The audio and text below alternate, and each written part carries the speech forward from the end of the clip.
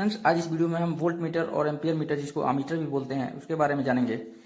तो volt meter जो है वोल्टेज देखने के लिए यूज करते हैं और आमीटर जो होता है एम्पियर देखने के लिए, किसी भी डिवाइस का लोड देखने के लिए यूज करते हैं। तो फ्रेंड्स, वोल्ट मीटर और आमीटर कितने टाइप्स के होते हैं ये जानेंगे। या सिंगल फेज में कैसा यूज होता है, थ्री फेज के लिए कैसा वोल्ट मीटर यूज होता है, उसका कनेक्शन कैसे करते हैं। ये एनालॉग और डिजिटल टाइप के भी होते हैं, तो इसके बारे में भी समझेंगे।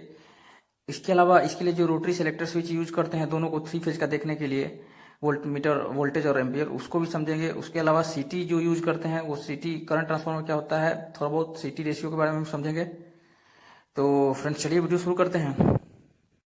फ्रेंड्स, पर्ल इंजीनियरिंग में आपका स्वागत है। इलेक्ट्रिकल, सीसीटीवी कैमरे और बहुत सारी टेक्निकल इन्फॉर्मेशन से रिलेटेड वीडियोस देखने के लिए हमारे चैनल को सब्सक्राइब कर लीजिए और साथ में बेल आइकन भी दबा लीजिए ताकि ऐसी और भी वीडियो आपको सबसे पहले मिल सके। फ्रेंड्स, सबसे पहले वोल्ट मीटर के बारे में समझते हैं। देखिए, पिक्चर में मैंने एक एनालॉग वोल्ट मीटर शो किया हुआ है। इसमें जो सुई है जहाँ भी होगी समझ लीजिए उतना वोल्टेज है। अभी जैसे जीरो पे है, अभी तो जीरो वोल्टेज है। जैसे जितना भी वोल्टेज होगा वो वहाँ काटा वहाँ पहुँच जाएगा। इसमें हम जीरो से लेके 500 के बिल 500 वोल्ट के बीच का कोई वोल्टेज जान सकते हैं इस वोल्ट मीटर से। तो अब इसके कनेक्शन के बारे में समझते हैं। तो फ्रेंड्स, ये है वोल्ट मीटर के पीछे का हिस्सा जहाँ कनेक्शन करना होता है। तो फ्रेंड्स, जिस भी दो वायर के बीच का हमें वोल्टेज चेक करना है, या तो दो फेज हो सकता है या फेज न्यूट्रल हो सकता है, तो उन दोनों वायर को हमें ये जो पीछे दो पॉइंट दिख रहे हैं, इन दोनों पर कनेक्ट कर देना है पैरेलली। तो हमें यहाँ इस वोल्ट मीटर में उसका वोल्टेज उस समय पता चल जाएगा। तो अब समझ लेते हैं, ये तो एनालॉग वोल्ट मीटर था। अब डिजिटल वोल्ट मीटर का समझते हैं। ये एक टाइप का डिजिटल वोल्ट मीटर है फ्रेंड्स। इस वोल्ट मीटर में जो भी हमारा सप्लाई का वोल्टेज होगा वो डिजिटली शो हो जाएगा। जितना भी होगा 100, 200, 400 जितना वोल्टेज होगा यहाँ सामने शो होगा। ये वोल्ट मीटर थोड़ा सा डिफरेंट है। इसको एक्स्ट्रा अलग से पावर देना, विजुअली पावर देना पड़ता है इसको ऑन करने के लिए। जैसे 220 वोल्ट इसको ऑन करने के लिए देते हैं। और इसके कनेक्शन डायग्राम में आप देख रहे होंगे कि लाइन और न्यूट्रल जो यहाँ शो हो रहा है, ये हमें इसको पावर देना है ऑन करने के लिए। और जितना भी जो वायर में हमें वोल्टेज चेक करना है वो दोनों वायर को, जैसे वी और एन लिखा हुआ है, आप 50 से 480 वोल्ट के बीच में कोई वोल्टेज यहाँ चेक कर सकते हैं। तो ये दोनों को इस तरफ दोनों पे देना है। तो हमारा डिजिटली शो होगा हमारे डिस्प्ले पे कितना वोल्टेज है इस समय इसमें। तो फ्रेंड्स, अब समझते हैं थ्री फेज वोल्ट मीटर के बारे में। ये एक टाइप का थ्री फेज वोल्ट मीटर है। तो इस वोल्ट मीटर की सहायता से हम तीनों फेज का RYB का आपस में जो वोल्टेज है 440 वोल्ट, और तीनों फेज का न्यूट्रल के साथ जो वोल्टेज है वो सब देख सकते हैं यहाँ पे एक ही मीटर में। तो इसका कनेक्शन समझते हैं कि कैसे करना है इसको। इसके लिए हमें एक्स्ट्रा पावर देना पड़ेगा 220 वोल्ट। देखिए, जो यहाँ ऑक्सिलरी सप्लाई लिख रहा है न्यूट्रल और लाइन, इस पे 220 वोल्ट दे देना है हमें, न्यूट्रल और फेज। और ऊपर जो हमें L1, L2, L3 दिख रहा है, इस पे RYB और N पे न्यूट्रल सप्लाई देना है। इस तरीके का कनेक्शन करने के बाद हम इसमें एक एक करके हर फेज का फेज टू फेज वोल्टेज और phase to line voltage check कर सकते हैं फ्रेंड्स। तो इसके लिए हमें ये डिवाइस लगाने पड़े थ्री फेज के लिए। लेकिन अगर हम ये डिवाइस नहीं चाहें तो वो सिंगल, जो हमने अभी सबसे पहले जो डिवाइस दिखाया था, उस डिवाइस से भी हम थ्री फेज का वोल्टेज यूज कर सकते हैं, देख सकते हैं। लेकिन हमें उसके लिए रोटरी सेलेक्टर स्विच की जरूरत होगी। तो फ्रेंड्स, ये है वोल्ट मीटर के लिए रोटरी सेलेक्टर स्विच। इसमें आप देख रहे हैं कि एक नॉब है जिसको हम चारों तरफ घुमा सकते हैं।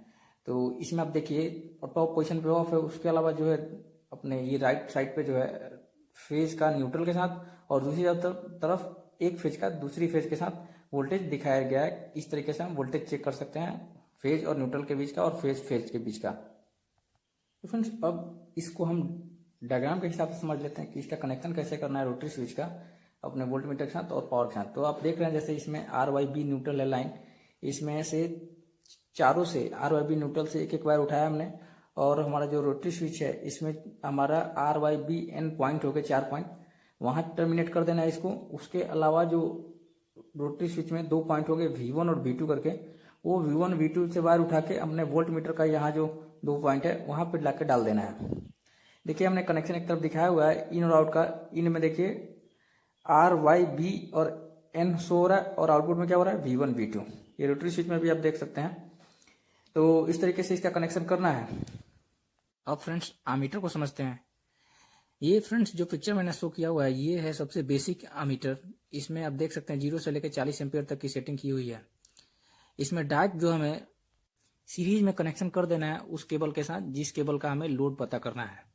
तो फ्रेंड्स, अभी इसका मैंने सर्किट डायग्राम दिखाया हुआ है। ये देखिए, इसमें आप देख रहे हैं कि फेज हमें इसमें किया और आउट ले लिया यहाँ से।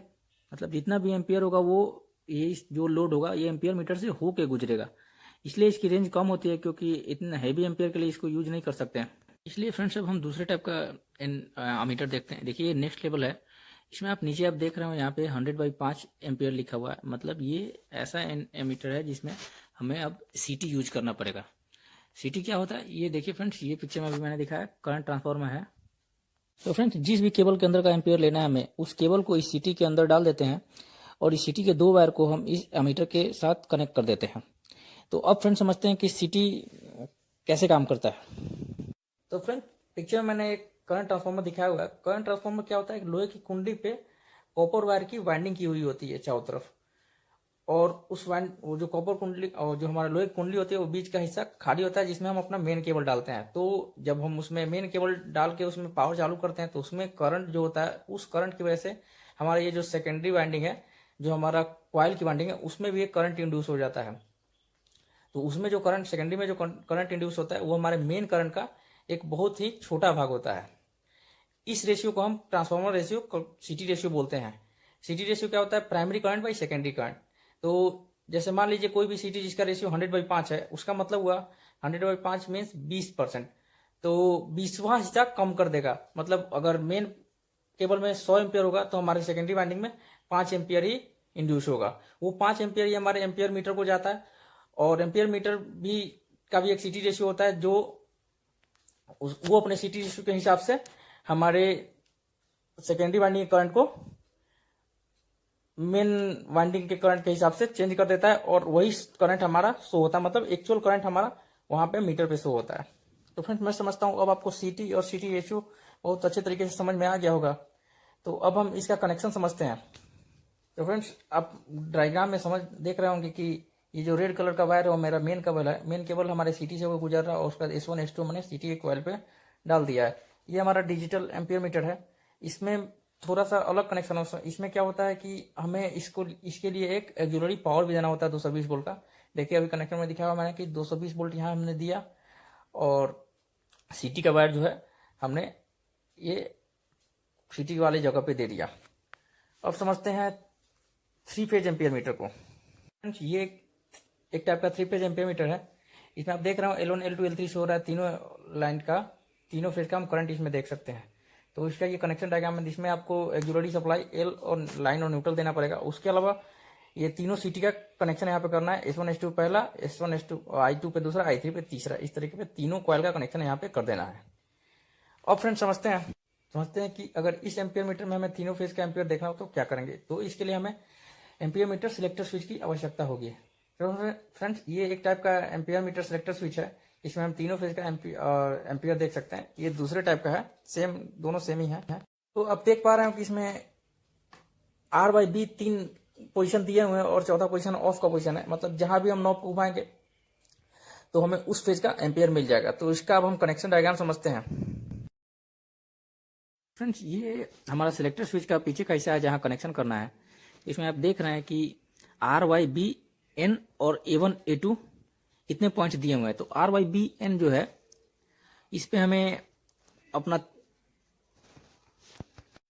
हमें हमारा तीनों कॉइल के एक एक वायर को डाल देना है। जैसा कि मैंने ये ड्राइंग में दिखाया हुआ है कि हर कॉइल से एक एक वायर हमने R/B पे डाल दिया है, और तीनों कॉइल के S1 पॉइंट को एक जगह एक पॉइंट पे इकट्ठा कर दिया है और उसको अर्थिंग दे दिया है मैंने। उसके अलावा जो A1 और A2 जो हमारे सेलेक्टर स्विच से निकलता है, वहां से 2 वायर निकल के हमने एम्पियर मीटर के A1 A2 पे डाल दिया है। तो इस तरीके का कनेक्शन हमें करना है हमारे सिलेक्टर स्विच के साथ तीनों फेज का एम्पियर देखने के लिए, सिंपल वाले एम्पियर मीटर में भी। फ्रेंड्स किसी सिलेक्टर स्विच में ये जो हमने तीनों S1 एक जगह इकट्ठा किया था वो वायर भी हमें सिलेक्टर स्विच पे डालना होता है। वो कॉमन पॉइंट वहां शो होता है, तो वहां हमें कॉमन पॉइंट पे इन तीनों वायर को डाल देते हैं वहां पे। लेकिन अभी जो मैंने शो किया इसमें हमारा वो वायर नहीं है, वो कनेक्शन करने का जगह नहीं है, इसलिए हमने केवल A1 A2 को सप्लाई दे दिया एम्पियर मीटर को। तो फ्रेंड्स आशा करता हूं कि ये एम्पियर मीटर और वोल्ट मीटर का वीडियो आपको बहुत अच्छे से समझ में आया होगा। अगर ऐसी और वीडियो चाहिए तो हमारे चैनल को सब्सक्राइब, और ये वीडियो अगर अच्छी लगी हो तो इस वीडियो को लाइक कीजिए और शेयर कीजिए। धन्यवाद।